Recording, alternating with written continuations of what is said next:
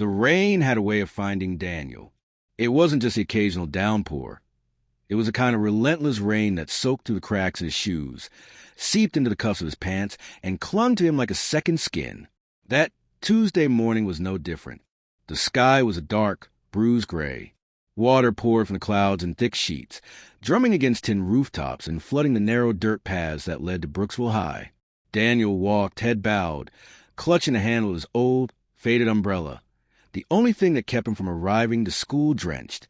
The fabric was frayed, and one of the metal ribs poked through like a broken bone. For most people, an umbrella was an afterthought. For Daniel, it was a shield against the rain, against the stairs, and maybe, in a way, against the life he was trying so hard to keep together. Mrs. Callahan's heels clicked sharply against the polished floor of the school's main hallway. Her reputation preceded her, a strict disciplinarian with a no-nonsense approach. Tests were her battlefield, and the students were her soldiers. There were no excuses, no extensions, and no second chances. It wasn't that she was cruel, at least not intentionally, but she had built walls high enough to keep both trouble and tenderness out. She believed discipline shaped character, and that leniency was a poison to ambition.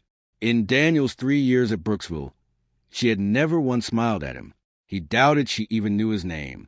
Daniel entered the school building, shaking droplets from his umbrella. His classmates were clustered near their lockers, chatting and laughing, until their eyes fell on him. "Nice umbrella, Grandpa," snickered Trevor, the boy with perfect sneakers and a perfect smirk. A ripple of laughter followed. Daniel gave a small shrug and walked past. He was used to it. Being invisible would have been better. But unfortunately, his worn-out clothes and second-hand backpack made him an easy target. That afternoon, the rain returned with vengeance. Students ran for buses and cars, huddling under brand-new umbrellas or jackets. Mrs. Callahan stepped out of the building, pausing at the edge of the awning. She frowned. She had left her umbrella at home. For a moment, she stood still, calculating if she could make it to her car without being completely soaked. Daniel was walking toward the road, the only route home for him, when he saw her, Mrs. Callahan, standing rigid in her heels, rain spilling off the awning just inches from her feet. For a heartbeat, he hesitated. This was Mrs. Callahan, the woman who had never so much as given him a kind word. Still, she looked cold, small, almost human in that moment. The sound of the rain swallowed his footsteps as he approached. She noticed him only when the umbrella's shadow fell over her face. "You'll get wet," she said sharply, as if his presence was an inconvenience. "It's okay," Daniel replied, voice low but steady. "You can take mine." Mrs. Callahan's eyes flickered between his soaked hair, dripping shoulders, and the umbrella in his hand. Her pride warred with practicality. She could refuse, maintain the distance, keep her armor intact. But the cold droplets splashing onto her skirt made the choice for her. "Thank you," she said at last, taking it carefully. Daniel didn't wait for gratitude. He stepped out from under the awning and into the downpour, each drop like a cold pin against his skin. His backpack clung to his back, heavy with soaked notebooks. His shoes made squelching sound with each step. Behind him, Mrs. Callahan watched him go, a boy walking without cover, fading into the gray curtain of rain. Later that day, Mrs. Callahan sat in the staff lounge, the old umbrella resting beside her. Mr. Harris, the gym teacher, glanced at it. "Whose is that?" She hesitated. "A student's." The word tasted strange on her tongue, as if acknowledging kindness from a pupil was something she hadn't done in years. The next morning, the air buzzed with tension.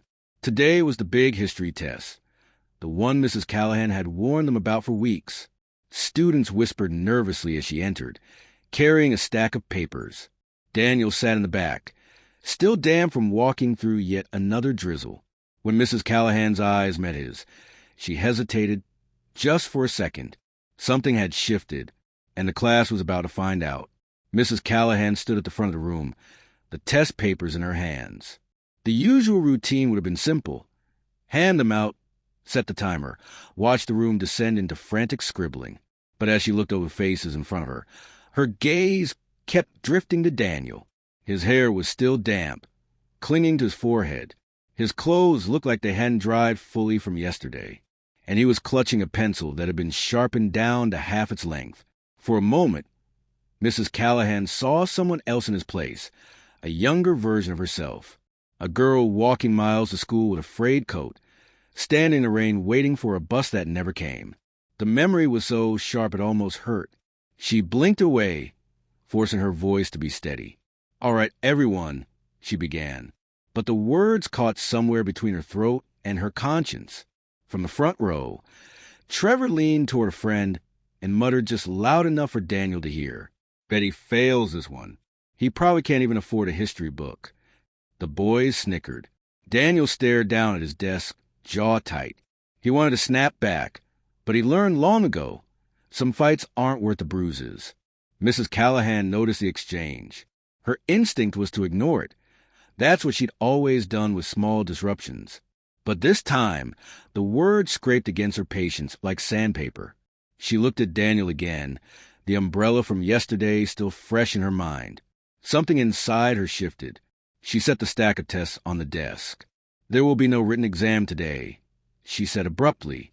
A wave of murmurs rippled across the room. "What?" Trevor blurted. "Instead, we'll be doing a group project. And it starts now." Students gasped, laughed, exchanged wide-eyed looks. Mrs. Callahan never canceled tests. Ever. Trevor's jaw dropped.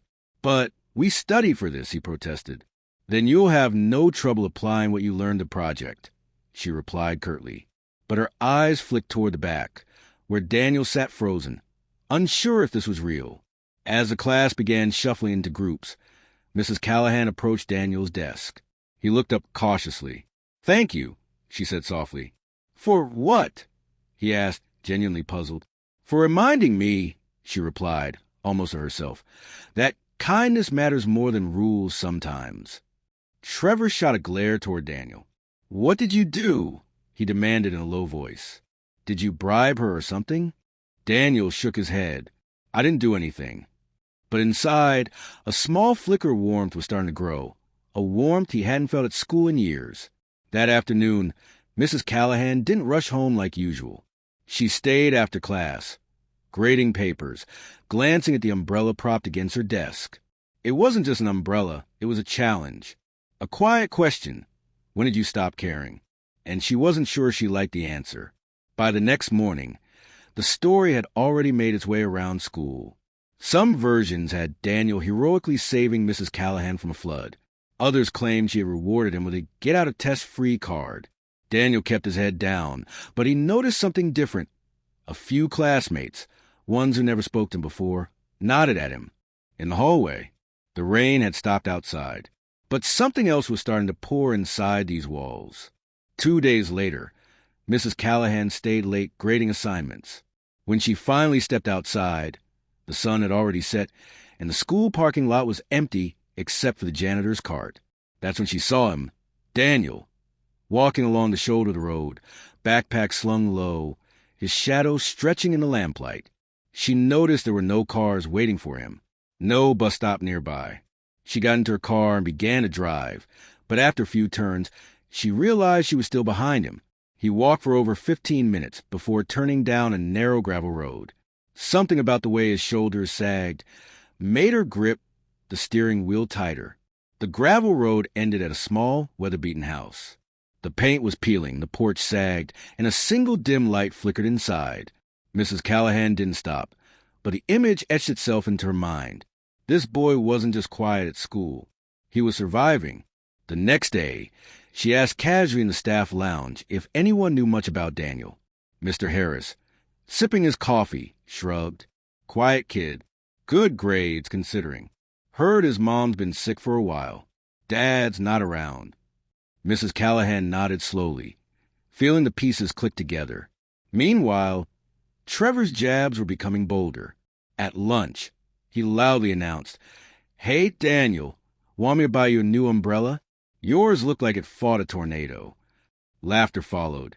Daniel stared at his food, heat rising in his cheeks. Before Daniel could reply, Mrs. Callahan appeared behind Trevor's table. "Mr. Carter," She said sharply, "Why don't you spend less time mocking classmates and more time fixing your failing grade in history?" The cafeteria went silent. Trevor's smirk faded. Later, as students filed out for the day, Mrs. Callahan stopped Daniel. "I saw where you live," she admitted. Daniel stiffened. "Why were you—" "I didn't mean to intrude," she said quickly. "I just didn't realize the distance you walk." Daniel looked down.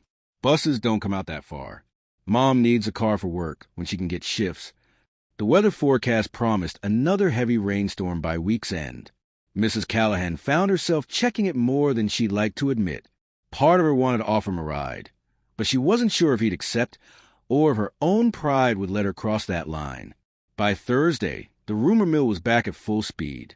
Some students whispered that Daniel had Mrs. Callahan wrapped around his finger after giving her the umbrella. Trevor fanned the flames, claiming she was giving him special treatment. Daniel heard every word, but said nothing. That night, Mrs. Callahan sat at her kitchen table, staring at her lesson plans. She had been teaching for 20 years. She had seen hundreds of students come and go, but this one boy, quiet, polite, carrying more than his share of burdens, had reminded her of something she'd almost forgotten. Compassion is as much a lesson as anything written in a textbook. She decided the upcoming Friday would be different. Very different. Friday morning arrived with a sky the color of slate. By mid-afternoon, the rain came down in heavy sheets, wind howling through the empty hallways as the last class of the day began. Daniel sat at his desk, his backpack slightly damp from the walk to school. As Mrs. Callahan prepared to start, Trevor leaned back in his chair. "Hey, Daniel," he said, smirking. "Bet the rain's jealous of how soaked you're going to get walking home." A few chuckles rippled through the room. Daniel didn't answer. His eyes were on the window, where water raced down the glass in crooked streams. Mrs. Callahan placed a thick folder on her desk. "Today," she announced, "we're going to try something different. No notes, no books, just listening and thinking." A low murmur filled the room. This wasn't on the schedule. She began telling them about a girl she once knew, a girl who walked to school every day, no matter the weather, with clothes that never quite kept out the cold. She didn't ask for help, Mrs. Callahan said. Not because she didn't need it, but because she didn't think anyone would care. Daniel froze. The parallels weren't lost on him. Mrs. Callahan's voice softened. Someone showed her kindness once. It didn't cost her much, but it changed the way she saw the world. Her eyes drifted toward Daniel before she looked back at the class. And I think we forget that sometimes that small kindnesses can be louder than all the noise we make. Then she said the words no one expected. The history midterm schedule for Monday? Canceled. Instead, you'll all work together on a project that matters, something that helps our community. A stunned silence fell over the room. Trevor raised his hand slowly. "So what? We're just skipping it because Daniel gave you an umbrella." His tone dripped with sarcasm. The class gasped. Mrs. Callahan's gaze sharpened. "No, Mr. Carter. We're skipping it because kindness deserves to be recognized, and because I've realized grades aren't the only measure of character." She turned to the class. "If any of you think that's unfair, consider what you've done for someone else lately." Trevor sank lower in his chair. The room was quiet in a way it had never been before. Daniel felt dozens of eyes on him. But this time, they weren't mocking. They were different. Curious. Respectful, even. He didn't know what to say. So he didn't say anything at all. When the bell rang, Mrs. Callahan handed Daniel the umbrella again. "I believe this belongs to you," she said. He smiled faintly. "Thanks." As he stepped into the rain, it didn't feel quite as cold as it used to. When the class returned after the weekend, the air buzzed with gossip. Students were still talking about Mrs. Callahan canceling the test. Some whispered admiration for Daniel. Others speculated endlessly about what he did to earn such treatment. Daniel kept his head low, but deep down, something felt lighter. Right before lunch, the school counselor entered the classroom and called Daniel out. He followed her to the office, unsure of what was happening. Inside, Mrs. Callahan was waiting, with a small envelope in her hands. "This," she said, handing the envelope, is an application for a scholarship program I think you qualify for. I've already written your recommendation letter." Daniel blinked in disbelief. "Why?" "Because you've shown the kind of character most adults struggle to find," she replied. As Daniel left the office, Trevor happened to be walking by. He caught enough of the conversation to realize what had just happened. For once, he didn't have a smart remark ready. 2 weeks later, the class presented their community project, a coat and umbrella drive for students who walked long distances to school. Mrs. Callahan stood at the back, smiling faintly as Daniel explained the initiative to the principal. After class, Trevor approached Daniel. "Hey, I was kind of a jerk," he muttered, eyes on the floor. Daniel raised an eyebrow. "Kind of?" Trevor gave a small laugh. "Okay, a total jerk. Sorry, man. It wasn't much, but it was a start." 1 week later, another storm rolled in. Daniel walked toward the school gates, umbrella in hand, when he saw Trevor standing under a tree, jacket pulled tight. Without a word, Daniel extended the umbrella toward him. Trevor looked startled. "You sure?" Daniel nodded. "It's just rain." Word spread quickly. The boy who'd once been mocked was now the one offering shelter, even to someone who had treated him poorly. Mrs. Callahan watched from her classroom window, a small smile on her face. At the next school assembly, the principal shared news that the coat and umbrella drive had collected enough supplies for every student who needed them. He gave credit to the class, and to Daniel, whose simple act of kindness started it all. Applause thundered through the hall. As Daniel walked home that day, the rain tapping against his umbrella, he thought about everything that had happened. The teasing, the walk in the storm, the moment he'd handed Mrs. Callahan his only umbrella without expecting anything back. He realized something. Sometimes the smallest gestures, the ones no one asks for and no one rewards right away, can ripple out further than you'll ever know. Life lesson: kindness isn't weakness. It's the quiet power that can change people, rewrite rules, and turn even the hardest hearts toward the light.